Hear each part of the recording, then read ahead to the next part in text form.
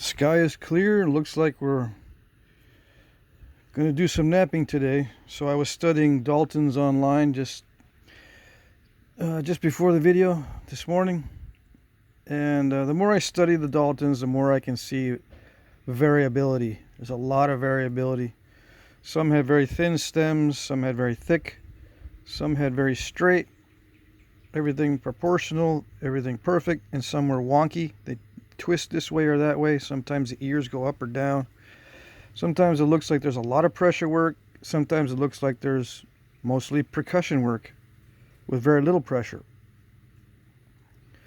Sometimes there's definite flutes like this. Sometimes there isn't. Sometimes they're just pressure thinning flakes, it looks like. So I'm going to keep this one this way. I noticed there's a Dalton-like point called a Simpson point, right? This might look like a Simpson point, but this also might look like a fishtail, South American fishtail. Both of these are very similar in the first stage to a fishtail point, or a Simpson, I guess. Simpson might be a Clovis type, so I may be not talking about Daltons. Yeah, I just skimmed the internet. I didn't read everything. So I'm going to put serrations in this one for the video. There on Daltons, there's a definite demarcation between the stem and the blade. This stem is a little bit long on the longer side. I see a lot of Daltons that have short stems, and the concavity almost reaches the same level as the top of the stem. So yeah, lots of variability. But I'm going to try to make this very thin. So I'll be thinning first. I'm going to take down the width and then serrate it from there. Okay. So yeah, the temperature dropped drastically after the thunderstorms last night, so it feels really good. All right, so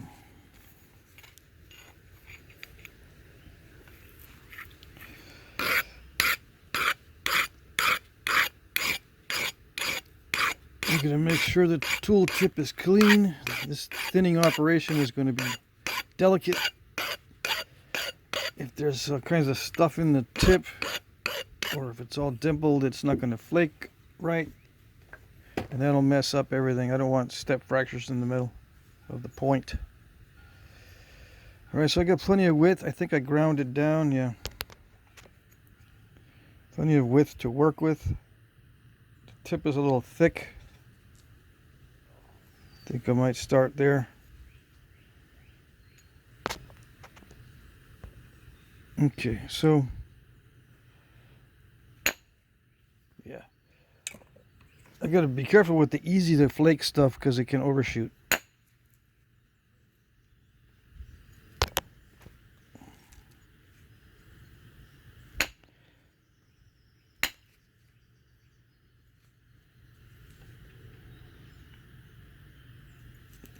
It thins down pretty quick if it's cooperative.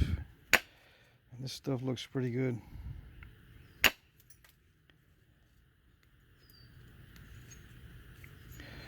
I think I'm going to try doing some points only with percussion like this, right? Delicate percussion. See if I can complete them only with percussion. Daltons and others. Because it looks like some of the Daltons were completed with, I would say, about 90% percussion flakes. But you would have to use indirect percussion and not direct percussion, if that's the case. Otherwise, they were producing some extremely powerful pressure flakes. And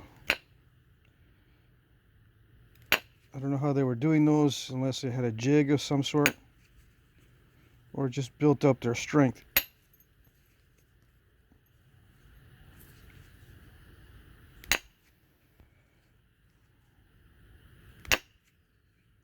So I'm taking advantage of the extra width to thin it down. Doesn't need to be thinned too much, especially not down here, well, mainly at the tip. So that's what I'm going to do. But I did want to clean up some of that area. Let's see. I took a little too much there, but it's okay if this becomes narrow. It's not going to hurt the overall design. It'll be within range of the real ones. I don't know how many Daltons were made of this Georgetown stuff, but oh well. That part I don't have much control over.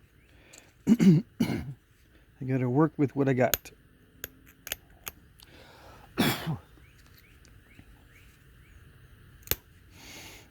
think my allergies are acting up today. I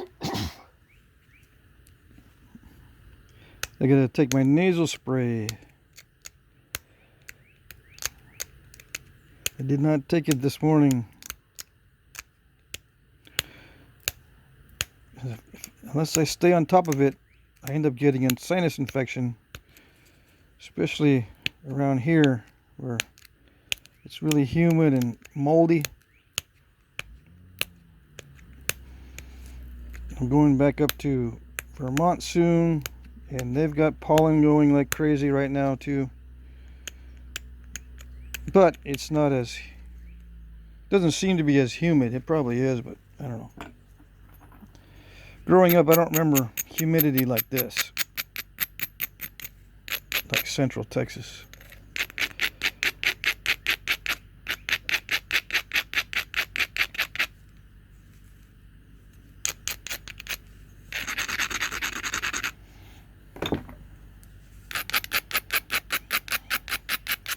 So I'm going to do one final pass on this side. Everything else looks good. It's just this side that's a little messy. So I'm going to try to clean that up, smoothen it out. And the video will take as long as it takes. Could end up being a 3-part series, 4-part series.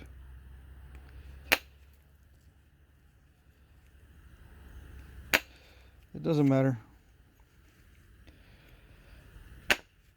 I'm going to be doing some Scottsbluff points when I get back to Vermont. These little bites hurt. I don't know.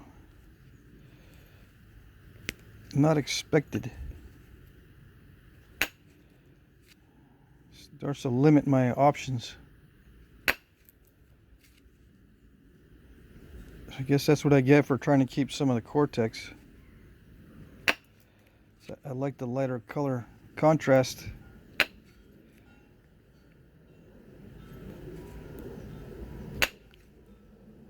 Yeah, I was trying for the long shot to get the step fracture right there.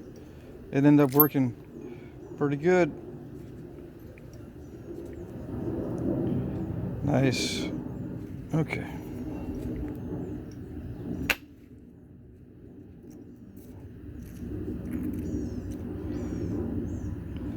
This one, yeah, unfortunately this ridge didn't get run. It didn't run the ridge very well.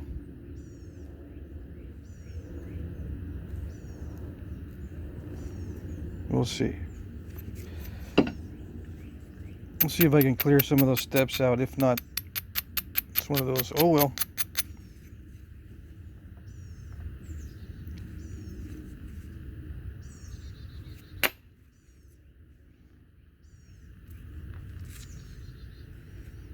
Yeah, that's about as good as I can get it. So, yep, that's it for the thinning.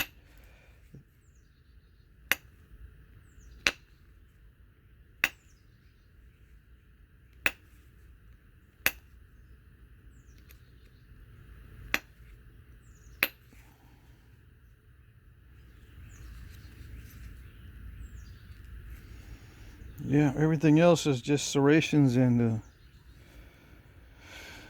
aesthetic flaking.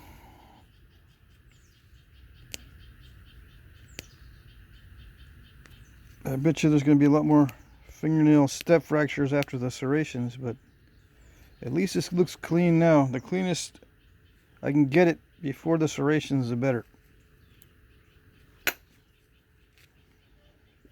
Okay.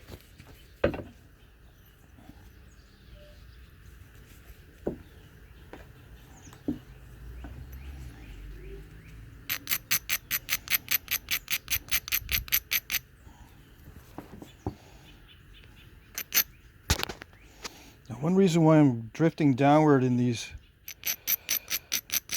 close-ups is because the camera is almost right up against my chest right now. Well, maybe not the camera, but the arm holding it. My little elf friend's arm is right on my chest, basically, so I can't go any further back. And then I nap down here,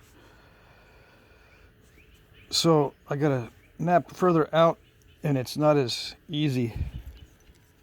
Anyway, I was reviewing some of my videos also this morning. I keep drifting downward. It's annoying, I know. So I'm going to pick a spot where I think the demarcation between the blade and the stem exists, and then start the serrations from there.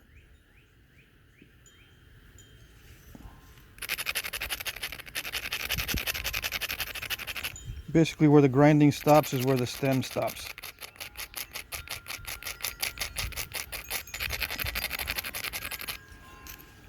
Alright, so I'll start on one side, then I'll match it on the other side.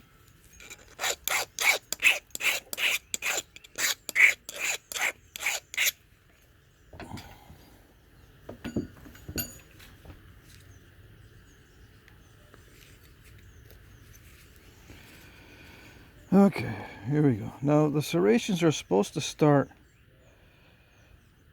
up on the blade and not let's see.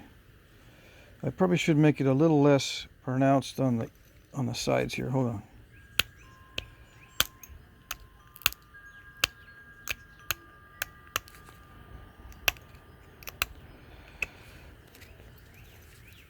These sides bulge out just a little too much.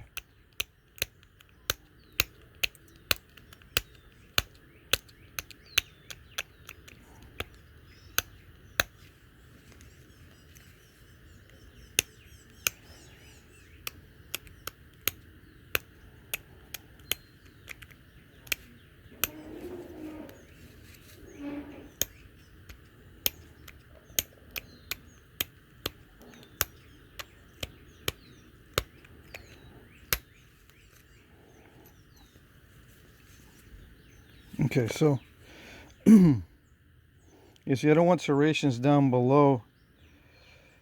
Down here, I need them to start up, on the vertical and not down below the vertical.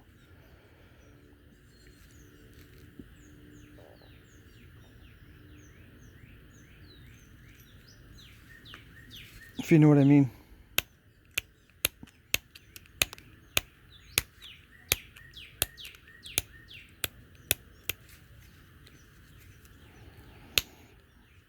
But it seems to me the first stages of these were pretty fat or wide in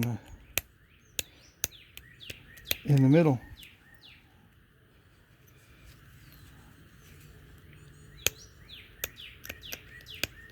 But it's very subtle. Well, at least the one I was looking at from Lithic Casting Lab. It is a Sloan Dalton from that site. But there's a lot of variation on that site in the Daltons. All right. So yeah, I guess I can't avoid it. The serrations are going to start slightly below the curve, but oh well.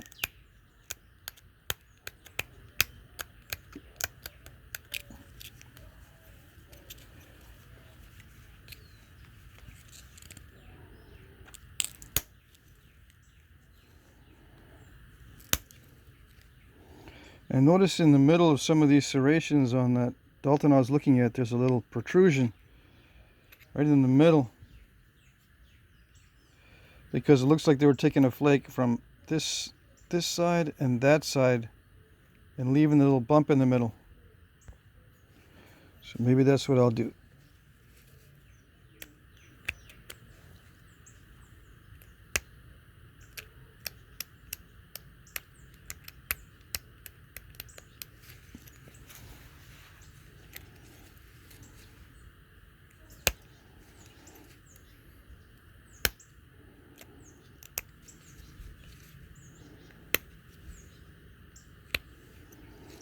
I probably should have gone through and sharpened the blade first.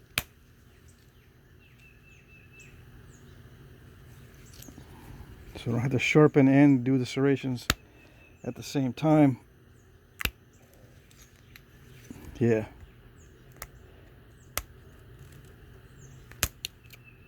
I'm gonna go down the blade and sharpen it a little bit more.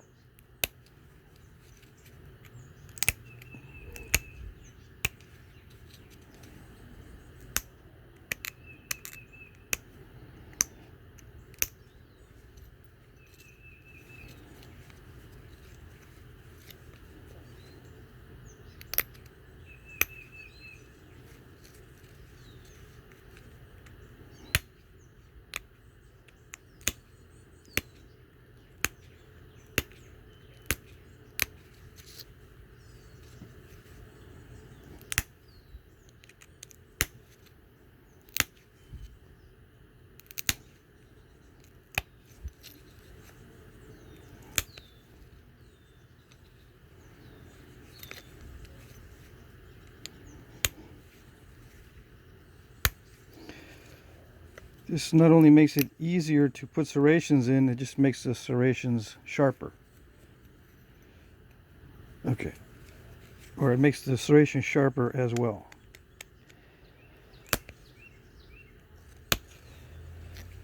Sometimes when you put in a serration, it'll be dull at the tip because the abrading beforehand, you don't want that for sure.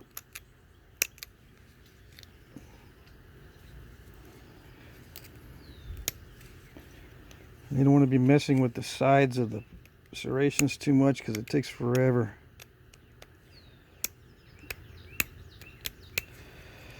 Okay, so I guess we'll see how it looks afterwards. I'm not going to second guess myself. I am going to put a space between these serrations.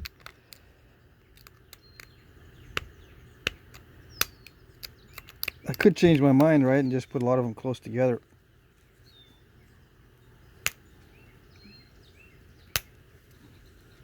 That's what I mean by second guessing myself, and I'm not going to second guess. I'm just going to continue. Now, when you separate the serrations, the bottom of these indentations got to line up. Usually they line up on all the points that I've seen. This bottom lines up with that bottom, it lines up all the way. So you don't have variable depths on the indentations.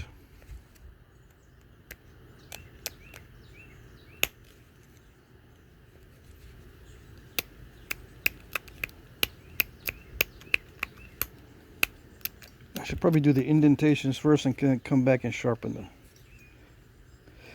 the points on the serrations.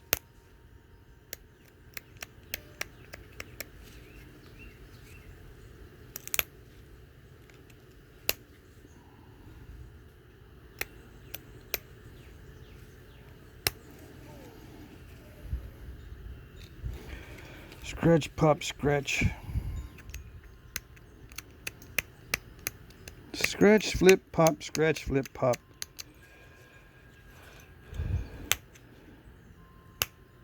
Always being very careful.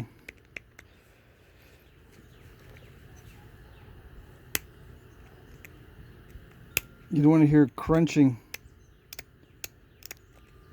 unless you're scratching it. Crunching means it's dull. or duller than it needs to be.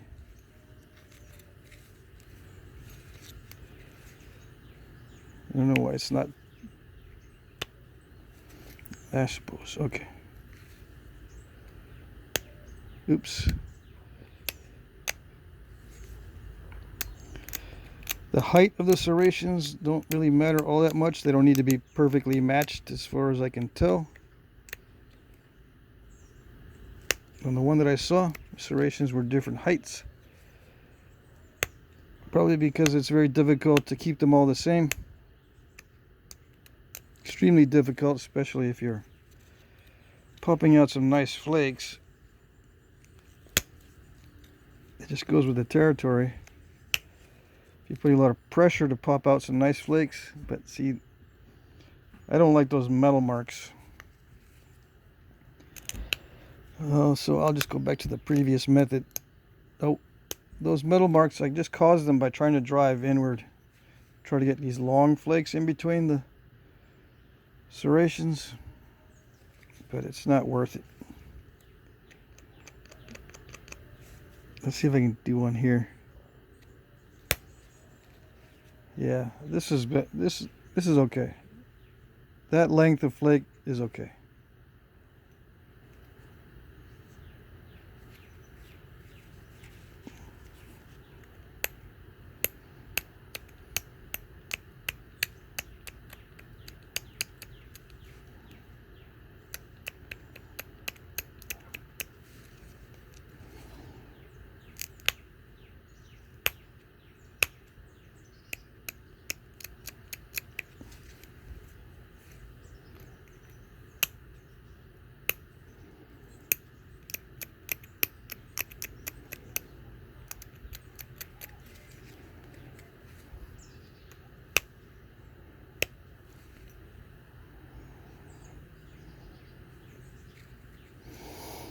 We'll see. It looks kind of wonky right now because I'm not sharpening the tips of the serrations yet. Well, that's not good. I'm trying to push in some nice flakes in it. Let's see.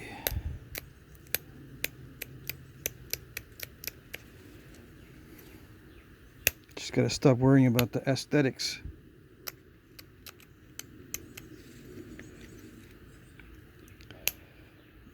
Counterproductive.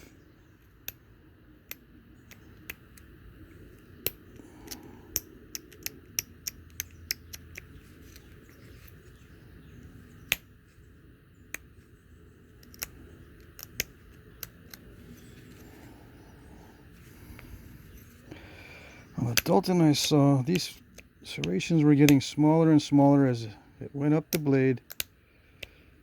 And then there's little teeny ones up near the point.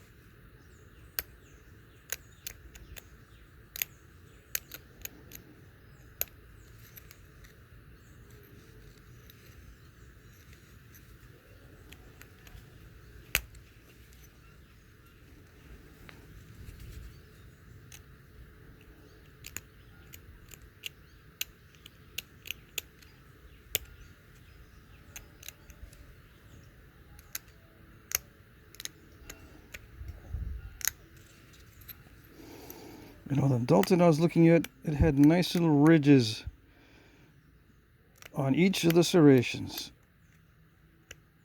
That means it was extremely carefully done.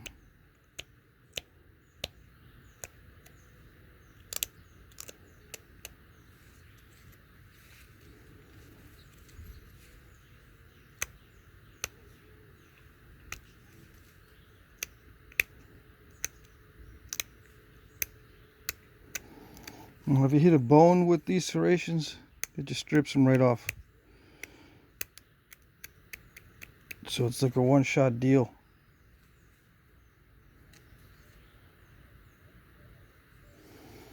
Might be a little too perfect, but oh well. Yeah, too perfectly rounded, but oh well. Okay, let's see if I can do a little bit faster on the other side. Keep it symmetrical.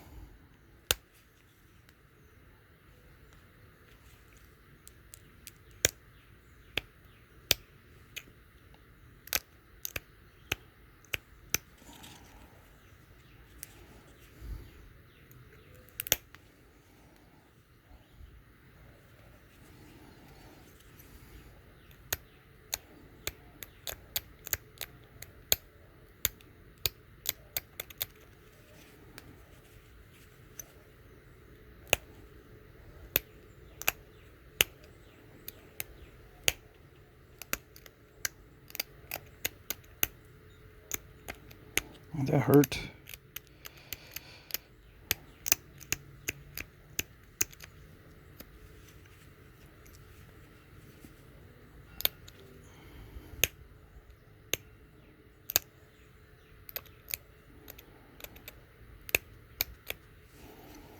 Trying to do it too fast.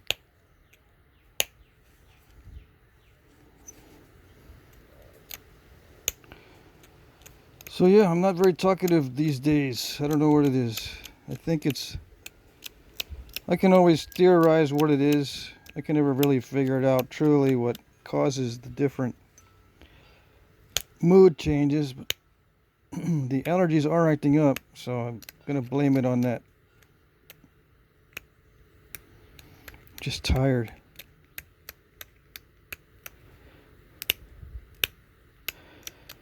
Some people wonder, I thought allergies are supposed to make you feel like you got a cold, like sniffling and sneezing and itchy eyes and itchy throat. Yeah, it gets to that point if I don't take my medicines. But if I, drink a lot of water, make sure I got my nasal spray handy.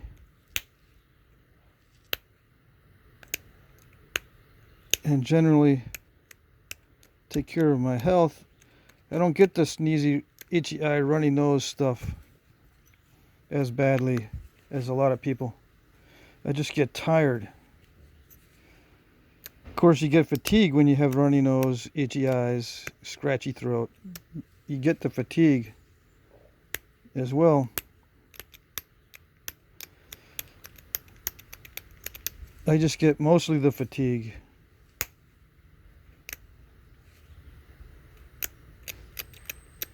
And yeah, it can affect the flint napping.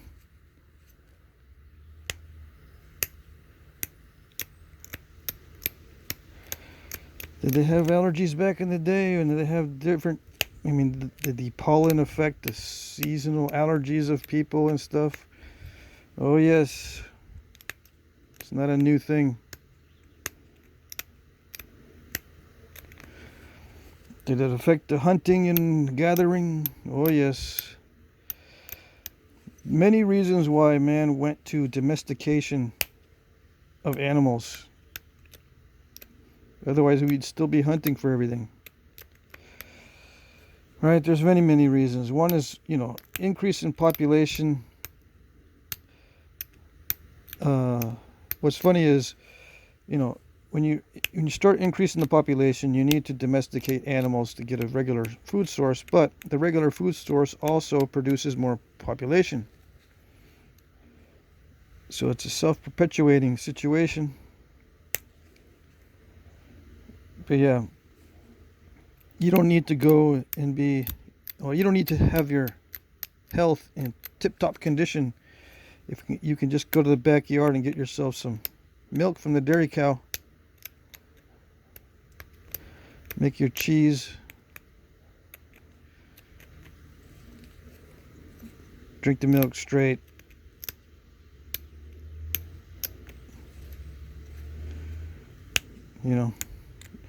At first, people are lactose intolerant, so a lot of those people die off.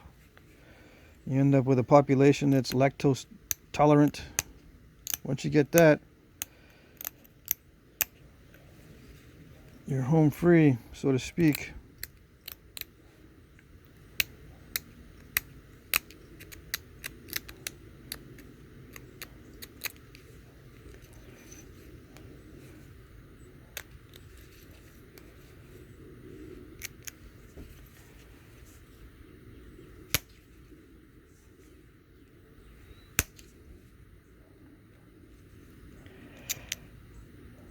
See, I'm almost out of time. I think I'm done. Okay, I might have to do a little bit more, but I think that's it. Just in time. I'm glad it didn't run over my time.